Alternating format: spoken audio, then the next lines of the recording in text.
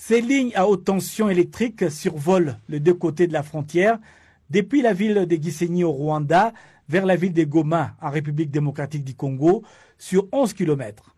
Les travaux ont été achevés et bientôt, ce courant pourra éclairer les foyers congolais. Cette énergie provient de la nouvelle sous-station du secteur Rugerero, qui est associée avec celle en provenance du gaz méthane du lac Kivu, qui passe par la ville de Gisenyi, puis acheminé vers la frontière à la petite barrière pour atteindre la ville de Goma.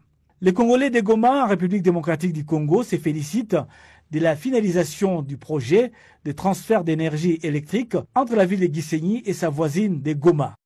On est content, nous, le peuple congolais. C'est un projet quand même, on apprécie. Ça sera bénéfique aussi pour notre population de la RDC, et particulièrement de la ville de Goma. Je pense que le courant, c'est aussi l'avantage à une population qui était longtemps dans le noir.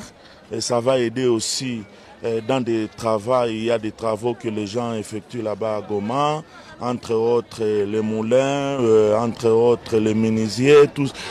C'est le courant qui va profiter toute la ville de Goma. Nous n'avons pas d'électricité. La plupart d'entre nous utilisent l'énergie solaire pour éclairer nos foyers. La plupart des Congolais interrogés se félicitent de la réalisation de ce projet qui démontre le pas franchi dans les relations d'amitié et de coopération entre les deux nations, du sommet à la base, avec la volonté affichée par les deux dirigeants, le président Félix Tshisekedi pour la République démocratique du Congo et son homologue du Rwanda, le président Paul Kagame.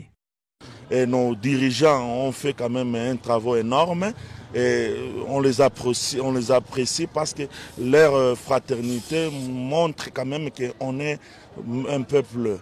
Ensemble, on va vivre toujours dans une même famille, dans une même région.